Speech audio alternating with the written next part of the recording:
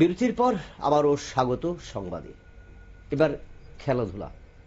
রাজ্যের ক্রীড়া ক্ষেত্রের মান উন্নয়নে রাজ্য সরকার প্রচেষ্টা চালাচ্ছে এবং তার পাশাপাশি রাজ্যের খেলোয়াড়রাও বহিরাজ্যের বিভিন্ন জাতীয় আসরে কিন্তু একের পর এক সাফল্য কুড়িয়ে আনছে।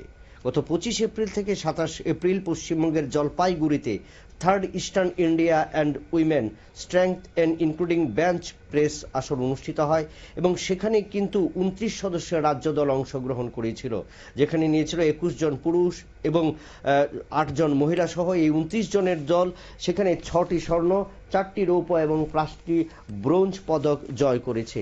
এবং সেই স্ট্রেংথ লিফটিংয়ের খেলোয়াড়দের কিন্তু আর সংবর্ধিত করা হলো। নলছর ব্লক পঞ্চায়েত সমিতির পক্ষ থেকে তাদেরকে আজ সংবর্ধিত করা হয় এবং সেখানে প্রত্যেক যে প্রতিযোগী এবং প্রতিযোগিনীরা যারা এই আসরে জাতীয় মানের এই আসরে পদক জয় করেছেন এবং রাজ্যের মান আলোকিত করেছেন তাদের সংবর্ধিত করা হলো এবং সংবর্ধনা অনুষ্ঠানে প্রত্যেক খেলোয়াড় সহ আয়োজক কমিটির তরফ থেকেও তাদের অভিনন্দন জানানো হয়েছে।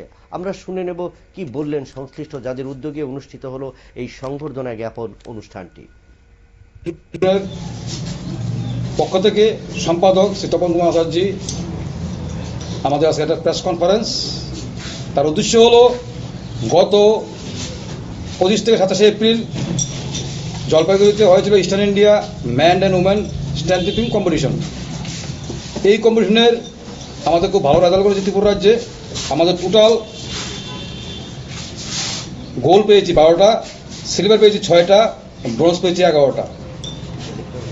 এবং আমাদের সারা ইস্টার্ন ইন্ডিয়ার মধ্যে তথা ন্যাশনালের মধ্যেও আমাদের একটা উপাধি হয় স্ট্রং ম্যান, মানে সে সবচেয়ে বেশি শক্তিমান 2025-এর ওই কম্পিটিশনের মধ্যে।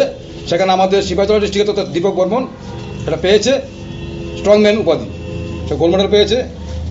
এবং সেই সুবাদে আমাদের টোটালে 29 জন পার্টিসিপেট করেছিলেন আমাদের এই মিটের মধ্যে, তার মধ্যে আমরা 18 জনের মেডেল পেয়েছি। এবং আমাদের আগামী লক্ষ্য, আমরা ইন্টারন্যাশনাল 3 জন চান্স পেয়েছে, রূপশ্রী দাস, দীপক বর্মন এবং সুকান্ত দাস। তারা থাইল্যান্ডে আগামী 17 জুলাই থেকে 19 জুলাই থাইল্যান্ডে অনুষ্ঠিত হবে ইন্টারন্যাশনাল স্ট্রেংথ লিফটিং কম্পিটিশন। এই কম্পিটিশনে আমরা ত্রিপুরাতে 3 জন যাবে। এবং আমাদের আগামী লক্ষ্য উদয়পুরে আমরা রাজ্যভিত্তিক মিট করাবো, সেখান থেকে আমরা সিলেকশন করে আমরা ন্যাশনালে আগামী সিকিমে আমাদের ন্যাশনাল আছে জুলাই মাসে, ডেটটা এখন ফাইনাল হয়নি। তো আমি আশা রাখবো যে আগামী দিনে আমরা যাতে স্ট্যান্ড লিফটিংয়ের আরও যে পর্যায়ে আমরা এসে পড়েছি আগামী দিনে আরও বেশি করব। এবং যতগুলো ত্রিপুরা যে গেম আছে, 25টা গেম আছে ত্রিপুরা যে এভোলেটেড ত্রিপুরা স্পোর্টস কাউন্সিলের, তার মধ্যে সবচেয়ে বেশি মেডেল হলো আমাদের ত্রিপুরা স্ট্যান্ড লিফটিং অ্যাসোসিয়েশনের। এবং সেখানে আমরা যে সময় যাবো আমরা ন্যাশনাল লেভেলে 25টা, 20টা, 15টা এরকম আমরা মেডেল পাই।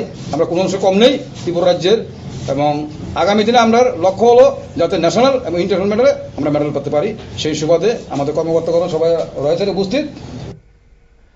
ইস্টার্ন ইন্ডিয়া স্ট্রেংথ লিফটিং প্রতিযোগিতা যেটা অনুষ্ঠিত হয়েছিল সেখানে রাজ্য দল মোট 18টি পদক পেয়েছে এবং 18টা পদক ছাড়াও স্ট্রেংথ সবচেয়ে শক্তিশালী পুরুষ হিসেবে রাজ্য দলের খেলোয়াড় বিজিত হয়েছে এবং তাদের মধ্য থেকে আগামী দিনে জাতীয় পর্যায়ের এবং আন্তর্জাতিক যে আসর অনুষ্ঠিত হবে সেখানে যদিও এখনো দিন বা তারিখ ঘোষিত হয়নি, তবে সেক্ষেত্রে রাজ্য দল সেখান থেকে স্ট্রেংথ লিফটিংয়ের দল পাঠাবে। সেটা কিন্তু আয়োজক কমিটি বা স্ট্রেংথ লিফটিং অ্যাসোসিয়েশনের সচিব, সম্পাদক সহ প্রত্যেকে আশাবাদী রাজ্য দল আগামী দিনে জাতীয় এবং আন্তর্জাতিক আসরে ভালো পদক জয় করবে এবং সেই প্রত্যাশা কিন্তু প্রত্যেকে রেখেছেন। এবং আগামী দিনে রাজ্যের অভ্যন্তরেও রাজ্যের প্রতিটি জেলা এবং মহকুমা থেকে স্ট্রেংথ লিফটিংয়ে যেন আরও প্রতিযোগী এবং প্রতিযোগিনী সংগঠিত হয় বা যোগাযোগ করতে পারে বা খেলাধুলার সুযোগ পেতে পারে, সে বিষয়ে কিন্তু তারা অবগত রয়েছেন এবং তারা প্রচেষ্টা চালাবেন এবং সে বিষয়ে তারা প্রশিক্ষণ নেবেন।